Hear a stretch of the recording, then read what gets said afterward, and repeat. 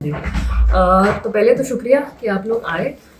हमारी एक 26 number FIR registered है सेक्टर 5 थाने में। तो इसमें जीवन जोत नाम के कंप्लेनेंट थे। इनका कहना था कि वर्क वीज़ा ऑस्ट्रेलिया में वर्क वीज़ा के नाम पर इनसे करीबन 12 लाख की ठगी हुई है। और इसमें मेनली एक अम्बाला बेस्ड कंसल्टेंसी फर्म थी सनफ्लाई ओवरसीज। उनके लोगों ने प्रॉमिस किया था कि जी हम आपको ऑस्ट्रेलिया के वर्क वीज़ा पे बाहर भेजेंगे और 12 लाख रुपए लिए थे। और ये जो पैसों का लेन देन है और जो वर्क वीज़ा दिया गया जो बाद में फोर्ज निकला वो पूरा लेन देन हुआ था पंचकुला की जुरिस्डिक्शन में। तो इसमें इन्वेस्टिगेशन करते हुए हमने 4 जो मेन कल्प्रिट्स थे उनको अरेस्ट किया गया है। उसमें एक हरप्रीत है, हरभजन है, एक चिराग सिंगला है और एक उनकी वाइफ नेहा सिंगला है। इसमें मैं बता दूं कि जो सनराइज ओवरसीज़ है इसका जो ऑफिस है वो अम्बाला मानव चौक में है और it is owned by Harbhajan and Harpreet और चिराग सिंगला वहाँ पर काम करते थे।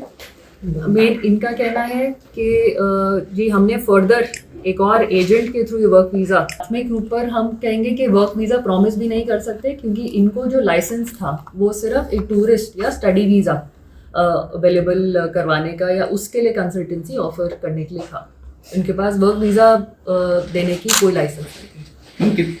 कितने समय से ये लोग कर रहे थे? क्योंकि अगर इन्होंने अम्बाला में ये चला रहे थे तो हो सकता है काफ़ी समय से ये चीज़ चल रही हो।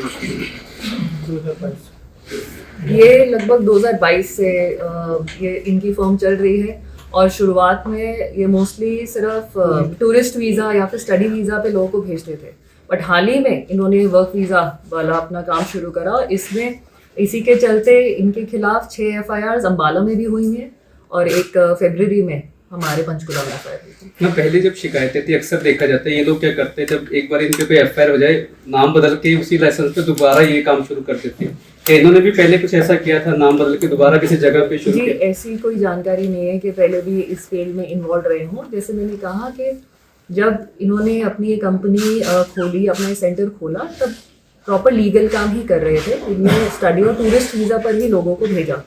ये अभी रिसेंटली मतलब पिछले साल से ही इन्होंने लोगों को वर्क वीज़ा प्रॉमिस करना शुरू कर दिया जो इनका मतलब परमिट नहीं था। कहाँ के रहने वाले मैम? ये अम्बाला में इनका ऑफिस है बट पीछे से यूपी के। क्वालिफिकेशन कितनी मैम? इस 10वीं 12वीं पास है। मैम इन्वेस्टिगेशन में ये कुछ है क्योंकि हाल ही में जो अमेरिका ने रिपोर्ट किए थे बहुत सारे केसेस अम्बाला के भी थे। क्या इनका कोई ऐसा था ये भी डंकी रूट के थ्रू लोगों को भेज रहे थे? कुछ इनका भी था ऐसे चीजें? नहीं जी डंकी रूट का नहीं। मैं दोबारा से एम्फसाइज करना चाहूँगी कि इन्होंने जब अपना ये सनफ्लाई ओवरसीज सेंटर खोला तब ये पूरा वैध काम ही कर रहे थे। पिछले साल से इन्होंने वर्क वीज़ा ऑस्ट्रेलिया के लिए लोगों को इंगेज करना शुरू किया, ऑफर करना शुरू किया जो इनको नहीं करना चाहिए था बिकॉज इनके पास कोई वैध लाइसेंस नहीं है।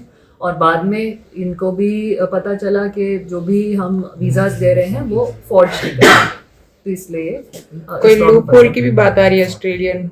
हाँ जी, एक कोई लूप होल की भी बात सामने आ रही है जिसके जी। तो मेनली आजकल हमारे जो एंटी इमिग्रेशन फ्रॉड यूनिट है उसकी नज़र में आया कि एक पैटर्न है। मोस्टली जो भी फ्रॉड हो रहे हैं वो अक्सर ऑस्ट्रेलिया के वर्क वीज़ा रिलेटेड हो रहे हैं और जिसका जो मोडस ऑपरेंडी है वो और क्लियर हो जाएगा जब हम इनके जो सेकंड चेन है उसको पकड़ेंगे। बट प्रथम दृष्टि प्राइमा फेसी ये है कि वो लोग कुछ कंडीशनल वीज़ा इशू कर देते हैं पेंडिंग डॉक्यूमेंट वेरिफिकेशन। तो जो 3-4 दिन डॉक्यूमेंट वेरिफिकेशन में लगते हैं व्यक्ति को मतलब प्रोसेस को डॉक्यूमेंट वेरिफिकेशन को कंप्लीट होने में 3-4 दिन लगते हैं। तो उसी दौरान ये जो भी इनका क्लाइंट होता है उसको वीज़ा दे देते हैं और व्यक्ति ऑनलाइन चेक करता है तो वीज़ा वैलिड होता है और वो अपने टिकट्स वगैरह करा लेते हैं और बाहर जाने का पूरा प्रबंध कर लेते हैं। बट बाद में वो देखते हैं कि जी हमारे डॉक्यूमेंट्स तो वेरीफाई हो ही नहीं, रिजेक्ट हो गए और हमारा वीज़ा भी रिवोक हो चुका है। तब तक वो अपने पूरा जो भी कंसल्टिंग फर्म है उसको पैसे दे चुके होते हैं, अपनी टिकट्स वगैरह बुक करा चुके होते हैं। तो ऑल इन ऑल उनको नुकसान होता है। इनके साथ क्या इनके कोई और भी इनके साथ मिला हुआ? क्योंकि एक 10वीं पास तो ऐसा कोई फ्रॉड नहीं कर सकता। ऐसी बात नहीं है जी, आप अंडर एस्टिमेट ना करें इंडिया के टैलेंट को। चाहे 10वीं पास हो, चाहे 12वीं पास हो, चाहे 8वीं फेल हो, पर बड़े एंटरप्राइजिंग लोग हैं, कुछ ना कुछ लूप होल या जरिए निकाल ही लेते। बाकी जैसा आपने पूछा कि इनके साथ और भी कोई इन्वॉल्व है, हाँ जी बिल्कुल इन्वॉल्व है। जो आगे इनके जिनसे ये वीज़ा लेते थे वो भी एक शख्स है, उसका नाम मैं अभी नहीं डिस्क्लोज करना चाहूँगी बिकॉज इन्वेस्टिगेशन स्टिल ऑनगोइंग। तो रेड्स हो रही हैं, उसको भी जल्द ही हम पकड़ेंगे। मैम, अनुमान है कितनी ठगी कर चुके हैं लोग, कितने पैसे लेते हैं उस चीज़ के? जी, जैसे हमारा जो प्रेजेंट कंप्लेनेंट है, तो एक वर्क वीज़ा के लिए इन लोगों ने 12 लाख उसको चार्ज किया था। इन्होंने बताया अभी तक इन्वेस्टिगेशन में कितने नंबर, कितने लोगों के साथ ये चीज़ कर चुके हैं अनुमान? करीबन मेरे ख्याल से 10-15 तो एटलीस्ट हमें पता ही है, 10-15 ये एडमिट कर यानी रहे कि हैं। 1 करोड़ के आसपास ये लोग कर चुके हैं। बिल्कुल जी। मैम, पंचकुला की बात कर लेते हैं। पंचकुला में एंटी इमिग्रेशन फ्रॉड यूनिट भी बनाया गया है, जी। लेकिन देखा गया है कि पिछले 6 महीने में 50 से ज्यादा FIR दर्ज हुए। हाँ जी। इसका ये मतलब निकलता है कि पंचकुला में लगातार इमिग्रेशन फ्रॉड हो रहे हैं। मैम, अक्सर देखा गया है कि कई ऐसे सेक्टर हैं, सेक्टर 11, सेक्टर 15, सेक्टर 7 और सेक्टर 9 में काफी इमिग्रेशन ऑफिस जो है, काफी बड़े बड़े ऑफिस बने। तो क्या इनकी लगातार चेकिंग हो रही है एंटी इमिग्रेशन फ्रॉड यूनिट जो है उनकी तरफ से?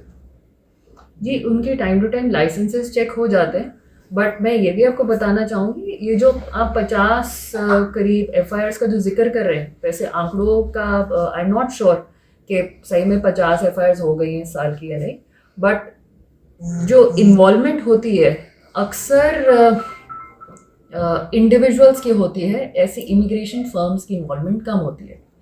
ये जो पर्टिकुलर केस है, इसमें फर्म सामने आई है और इस फर्म का भी इतना है कि टूरिस्ट और स्टडी वीज़ा के लिए लाइसेंस है बट वर्क वीज़ा के लिए लाइसेंस नहीं है और उसमें ये फंसे।